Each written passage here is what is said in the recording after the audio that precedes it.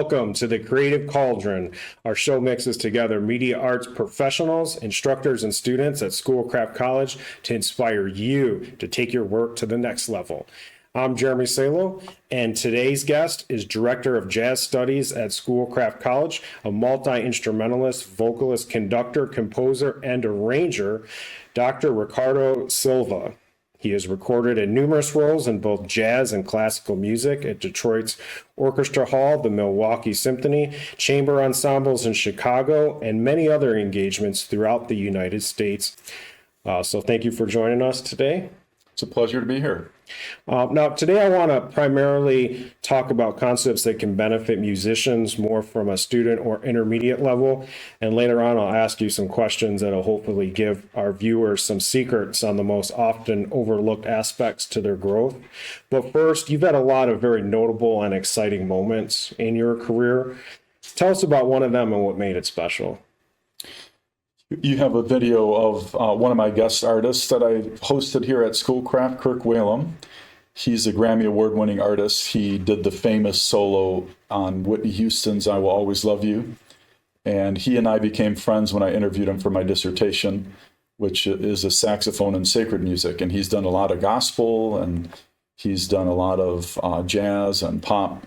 And it was just an incredible opportunity to have him at Schoolcraft. Oh, okay, cool. As I heard him play at the Detroit Jazz Festival with my sisters, and he was playing this song, which I've done, and it's part of my repertoire. It's called I Want Jesus to Walk With Me, which is a spiritual. I heard him playing it at the Detroit Jazz Festival, and I was in Greektown at Pizzapopolis, and I emailed him. And I said, Kirk, this is such a beautiful song. Yeah, it was so cool playing this song at the Jazz Festival. He immediately got back to me. And then I said, would you like to be a guest artist at Schoolcraft? And from there, it took me like a year or two to get him, because he would be at these, South Africa, Japan, at all these massive concerts, stadiums where he fills with people. And I finally got him here at Schoolcraft, and we did this together, and it was very meaningful because this is the song that kind of inspired me to even ask him to be a guest artist. Wow. Yeah, and he doesn't typically do these sorts of engagements. I mean, he's a big name. He's huge. When I kind of got in trouble too. Oh yeah. I kind of insisted, and I kind of had. But this Kirk Whalum, he did it because he's my friend, and I was not going to take a no. I was going to just keep saying please, please, please, and I finally got my way. And I think it was my best guest artist, and it was so fun. And he's such a inviting and warm performer. He connects with the audience. Everyone had a great time. It was just amazing. Cool. It's the Livonia Symphony. Yes, that's the intro for it that we're looking at now. That's the Livonia Symphony. Oh, this is a different one? It's a different one, but that's a great recent experience that I had with the Livonia Symphony Orchestra. Oh, okay. You want to tell us a little bit about this one then? Sure. Actually, Dr. Moss, one of my colleagues here at Schoolcraft, connected me because he's on the board of the Livonia Symphony. And he had asked me if I'd be interested in soloing with them, and I was very excited. So I chose the Alexander Glazunov saxophone concerto, which is interesting because the conductor, Volodymyr, is Ukrainian, and I played a Russian composer. And it was a very, very wonderful experience. We played at the Clarkston High School auditorium, Clarenceville, which has a very nice auditorium. So that was a couple years ago in May. All right. So yeah, maybe we can let that play a little bit in the background, and we can talk a little bit more about some different things. So I came to help set up one of those winter jazz concerts. Oh, very much appreciate it. And I wasn't expecting to see such a complete, complex setup. It was really cool. He had different microphones set up for different instruments. Each mic has a different dynamic range and frequency response, and he had it all laid out I want an SM57 for this here, and this one we want this low roll off on here. Like, he had it all orchestrated. A lot of musicians that I work with over the years do not have that technical knowledge that you have. And I thought it was really interesting how you had all that and you incorporated it all the way up into the soundboard. He had different EQ presets and all sorts of compression, and it was just all very meticulous, and it turned out to be a real great production. So my question to you is, what benefit do you see as a musician learning all this recording technology and having all these additional technical abilities? Wow, that's a big question.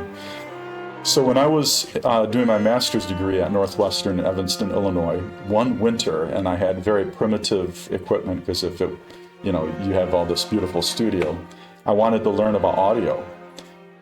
Because one of the things I noticed, especially about classical musicians, is they don't record much. A lot of times they're afraid of the recording studio.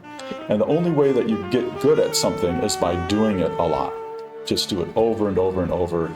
Try it, learn it. And one of the most fun things as a musician is in a live performance, you can only, it's one time. In recording, a recording situation is a much different scenario. And people are scared of it. And I wanted to learn, and from that point on, I created this saxophone quartet Christmas album for my advisor, Dr. Fred Hemke, one of the great saxophonists, and he loved it. And it was my first audio project, and it was I completely learned on my own initiative. And then from there, I incorporated it into my teaching. I taught in the Chicago area, and I did a lot of these events with recording with video and audio and internet and streaming, and I was kind of into that before the whole COVID thing hit and everyone got into streaming. Right. It was kind of by force, but I just find it fun. And I almost shared a cable show I did a long time ago. I wrote and produced this cable show, which they ran for so many years it was embarrassing. And it was really fun. It was a saxophone quartet, and we did a lot of different repertoire. And it's beneficial to students. The fun thing about in the performing arts, right? You and I became friends immediately. I love working with the instructors and faculty here at Schoolcraft because they're talented and they're fun to work with. It's so motivating as a performing artist to create a recording or a video and see your outcome. And it's a great learning experience because you work on your craft for a lot of times. One of my professors at Northwestern, Tony Garcia, was funny. He said, we lock ourselves in the practice room to get better, practice and practice and practice. Then you get out in the world and you have to perform. You have to communicate. You have to network with people, and you have to sell it. So the beautiful way with multimedia is, what better way to show people what you do than to create something that people can see and hear? And it's very motivating. Good and bad, because if you sound good, that's great. If you sound bad, you don't want that experience. Yeah. So it's a great way to motivate students to practice. Right. And I think you gave us a clip that had some multimedia type effects and stuff. I think you were wearing, it was like it was snowing and stuff. Oh yeah, right. Do we have that one queued up here? Noah is behind the board today doing some work here for you on the switcher, doing the live streaming, so we appreciate that.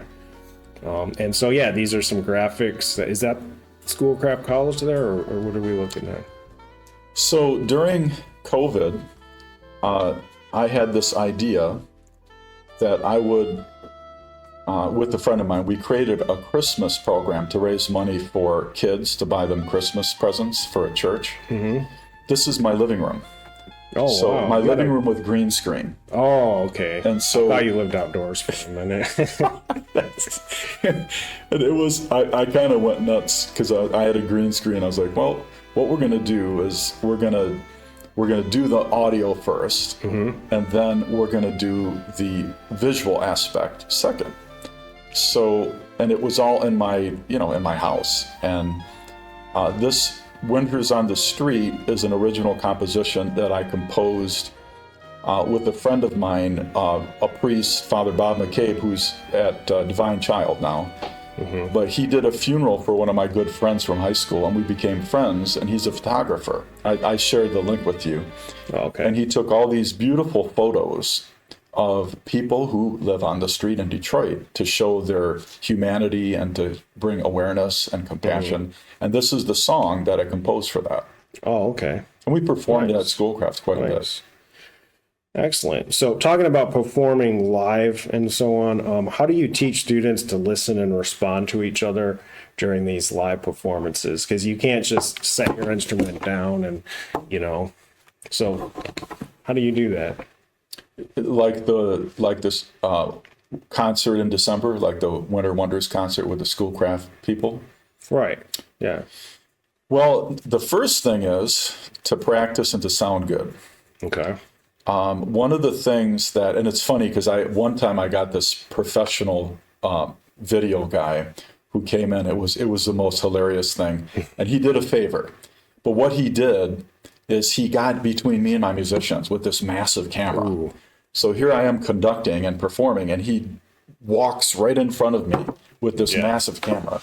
One of the things that you teach musicians, especially when you're doing, and we've done Channel 2 WJBK morning show, is do what you do.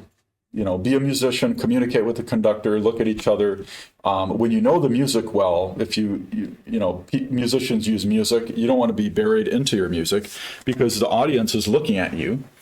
And with the other musicians, you need to have eye contact, you need to have nonverbal communication. And from a video standpoint, it's a very visually beautiful experience. In VistaTech, the way we have it set up with that massive screen in the background, all these instruments, vocalists, it's something that you want to showcase, and the way the musicians comport themselves as part of it. So it's excellence, as you know, it's not a surprise, it's a habit. So you have to practice on your mastery of the music, your presentation, and how you're aware of the audience. Right. So yeah, the playing in a collaborative situation, that might be kind of new to some folks. And there's a lot of benefits to that. Can you share with us how being a musician in a group scenario can help them step outside of their comfort zones to grow? Oh, absolutely. I've had most often pianists, guitarists, and drummers who will play with recordings or just practice, solo. I had a great pianist. He just passed away. He was a medical doctor. He had a practice, and then he decided in his midlife to wrap up his practice and study jazz piano at Berkeley. He came into the program, and he was not used to playing within an ensemble. So one of the things that you have to have a concept of is, and it's like video, it's like theater, it's like opera. There's a certain pacing that once it starts, it started. Right. And you can't stop it. Right. You have to flow with it. I mean, if things go wrong, you have to adjust, you have to move. So if you're a pianist, imagine this, you're at this beautiful instrument, you're all in control, and you can stop, you can slow down, you can speed up, because there's no one, you're playing solo. When you're playing with other musicians, you can't do that. You have to listen, you have to understand each instrument has a particular role. So if you're a pianist, you serve a certain purpose. If you're a bass player, you serve a certain purpose. And all of these different components need to fit together. So the musicians have to have the concept of where you fit, how it fits together, and how the collective whole works. And that's quite a lot of skill to accumulate and to learn and to practice, because it only gets better with practice. For sure. So let's talk a little bit about some of your own projects. Now, you've been commissioned to work and write on some music before, which wasn't live. Could you tell us about at least one of those commissions? Sure. I was commissioned by a Catholic music publisher in Chicago to write a litany of saints. I'm also a church musician. So that was a commission, and I performed that, and it was part of a liturgy, so it's not necessarily a performance, it's part of the worship. Another was working actually on a hymnal with a Benedictine friar, who the Benedictines are the Catholic monastic order that perpetuates and preserves Gregorian chant. So I've been working on that for quite a while. So it's notation and development of a beautiful hymnal, and it's not just chant, but also hymns, and they're beautiful, beautiful art and historical explanations and theological explanations. So those are, I'm kind of on the editorial board of that and the notation of that project. Okay. Can you sing Gregorian chant? Yeah, I mean, it's used actively in the Catholic liturgy, and during seasons like Lent or Advent, there are very famous chants. Like we just went through Christmas, O come, Emmanuel, is a famous chant, and a lot of Catholic and Protestant traditions use that. And then Easter, there's a lot of famous Gregorian chant that's used in liturgy. Yeah. Excellent. And so you recorded that? It was recorded in the studio, or it's notated. You just notated it, and yeah, it was used for live performances. Right. Oh, okay. Excellent. So a lot of jazz and classical music is instrumentals, right? How do you see music as a language for communication, and how does it allow you to speak without words? Interesting, because I had a famous musicologist, William Mall. He was my first musicology professor at University of Michigan. And he kind of challenged that music is not a universal language. So, and then I had this other professor, a famous musicologist, Paul Berliner at Northwestern, who did a lot of, he studied the bira in Africa. And different cultures feel and interpret music differently. Right. It's not necessarily association. That's part of my dissertation was like, when people hear music, what does it bring to mind? Certain music brings, like the saxophone, for instance, when people hear the saxophone, they wouldn't necessarily think it would be in church, because they think of a smoky jazz club, and they don't think of churchy things. They think of, clubs with drinking and whatever. Not saying that's bad, but music has association properties. So when you hear classical music, or you hear Gregorian chant, or you hear jazz, it has a different effect on people depending on what kind of music they've been exposed to in their life. If you go to Italy, my parents are from San Marino, Italy. Everyone knows opera. The farmers in the fields would sing Verdi. That was part of their culture. Right. So it depends on where the culture's at. One of the aspects now with music education is there's not as much in our schools where students have, because there's so much to do. Right. Music used to be one of the pastimes. Now there's so many options that there's not as much exposure to music. So if people hear something like a beautiful Mozart symphony, or they hear a Duke Ellington piece, sometimes it's a brand new experience for them. And it's usually received very well, because one of the things that is universal is beauty. So if something's beautiful, you do beautiful video, beautiful graphics, it has an effect on people, and it pulls them in, and it gives them an experience that nothing can really give them, like the arts. Right. All right. Yeah. So I see, it seems like a lot of people get caught up in just learning theory when it comes to being a musician, technical concepts, perfecting songs, or so on. So when you're getting started in the beginning, do you think that's what they should do, or do you find importance in just jamming and playing your instrument? Well, it's both. I use this analogy in my jazz improvisation class. Okay. So when we learn how to speak our language, our parents don't throw an English book at us and say, here, Junior, figure it out. Right. They speak to us, they give us words, one word at a time, two words, a sentence, a paragraph. Then we start, we repeat the words. It starts to ingrain itself in our mind, in our ears. But then understanding the construction of music. Since we're speaking about music, how is music notated? How is it constructed? And Western music is different than other traditions, but largely understanding, the theory and the structure is essential to growing.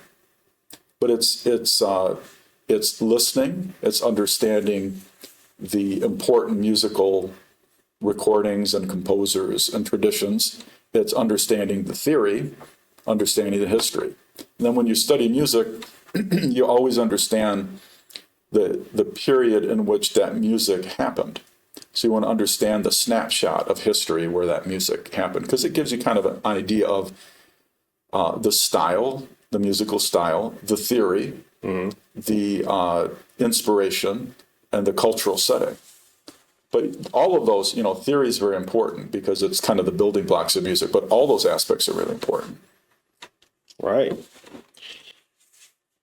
So one of the other hot topics right now is AI, and people's, are speculating, do we even need musicians anymore? We have AI, and we have such a wonderful catalog of musicians that recorded stuff in the past, and we still have those and albums and so on. So my question to you is, do you think that we still need musicians? Well, I've always used technology. I've always enjoyed it. I've used it in my performance and in my teaching. I use music sampling, MIDI, music sequencing so that I can construct an entire song with background and use that. Right. That's a tool. It's a great tool. One of the things and it's kind of funny, and people experience these nowadays at a basic level. So when you're typing something right on your phone, on your computer, it's too helpful. It wants to fill in what you want to say. Right. There's a certain point where, and with music, as someone who expresses an idea, a thought, or inspiration, you just want to have the tool help you, not replace you. And AI can only be as good as what's put into it. So just like, this is another interesting, because music is a language, right? Right. So I've been going to Italy for the last several years because we're from San Marino, and we use Google Translate. Now, it actually does a really, really good job, except there are some things that really give it away. There are certain subtleties of verb usage and tense, and it gets awkward. Right. And with music, and I really need to listen to music and AI, there's certain things with that you can tell it's not doing what a thoughtful musician would be doing. But it's an incredible tool. Right. Definitely. Yeah, and I think the other thing that personally comes to mind is that, as you were mentioning earlier, it's a reflection of the times, of the culture at that time. And we need humans to express themselves. It's expression, and it's finding a collective, like this is what we think sounds good today. So I don't think that a computer can just take over to do that. So it was just interesting to see what your take was on it, and I like those individual insights. But yeah, you can communicate. It's a language, but it's not a universal language, and it does change over time. So I do think that we do need to have musicians still as well around. Well, it's kind of like telling a story, right? Right. Music, people love stories. Right. Music can be programmatic. It can be different forms, but it's an expression of someone's experience and their accumulation of and mastery of the musical language. Mozart expresses himself like Mozart, Beethoven like Beethoven, Duke Ellington like Duke Ellington. So when you have a group playing live, you have a lot of individual musicians. And how do you balance individual expression within a group with a cohesiveness during a performance? That's a great question. Well, first of all, you have to put yourself in the context of the particular piece that you're performing. So I mentioned Duke Ellington. So Duke Ellington he was alive through the 1970s, but he was making music in the 30s, 40s, 50s, 60s, and 70s. Mm-hmm. So the style of Duke Ellington in the 30s is a certain style. There's certain musical practices and performance styles that you use in that period that musicians need to understand and they need to apply. Mm-hmm. That's different than a later period of jazz, like in the 60s or in the 50s. So they have to understand that. And in jazz, there's certain elements where you can be free and improvise. And then there's other times where you need to coordinate within your ensemble and play as a musical group very cohesively. So that's part of the learning of what it means to understand your role as in the ensemble. Right. And it's an ongoing process because it's kind of a complex question and situation. Definitely. So how do you encourage your students to find that unique voice within the musical tradition of the various genres? I mean, you do jazz, of course, director of jazz studies. You do some classical music as well, I take it, and you probably have some students that come in that are into different genres, whether it's pop or rock or something. So how do you encourage students? I like to set goals. I do that personally.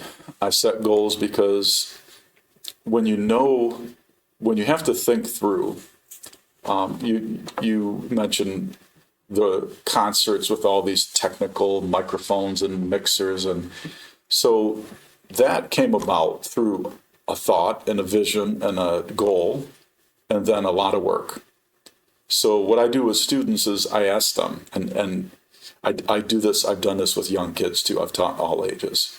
And you make them articulate concepts. And music is difficult because you can't see it, right? You can't touch it.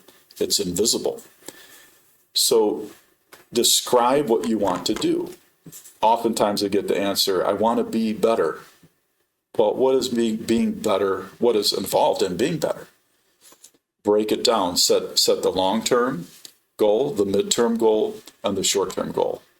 And then keep notes and keep track. That is really helpful. And part of that, because there's so much, if we look at the internet, if you want to find any song, as obscure as it might be, you could probably find it. This has never been this way in the past. Right. It's almost overwhelming. So if you don't have a track that you want to follow, so I'm a trumpet player and I would like to do a Miles Davis tune and I'd like to learn how to play like Miles Davis. Well, what recordings do you listen to? What kind of technical facility do you need to play like that? What kind of practice routine do you need to apply to be able to get from point A to point B? So it's always that kind of, break it down and guiding yourself to the resources that will give you those skills. Sure. So can you contrast the difference between playing solo or playing as part of a group or ensemble? It's a great question. Absolutely. Well, as a soloist, you need to play with a soloist approach, which is, and depending on what you're playing, what the solo is, you're out front. There's nowhere to hide. It's about what you're doing. You're presenting it, and you need to present it with that kind of that solo presence and that expressiveness. And you need to understand every single aspect of the music. So when I did the Livonia Symphony appearance, I study and know the entire score of what's happening in the strings, what's happening, violins, cellos, violas, winds, because all the full piece connects together. And you need to understand how you fit in. And likewise, if you're playing in an ensemble, so as part of that larger whole, how do you fit into that? Right. And there are times where you might be more important where you need to be more prominent. And there are times when you're playing background and you need to be less prominent. The conductor's role will be to guide that and to, kind of give each section their understanding of interpreting and their need to either come out or be more subdued. And that is a complex art. And that's what it really means to be a musician, is playing together.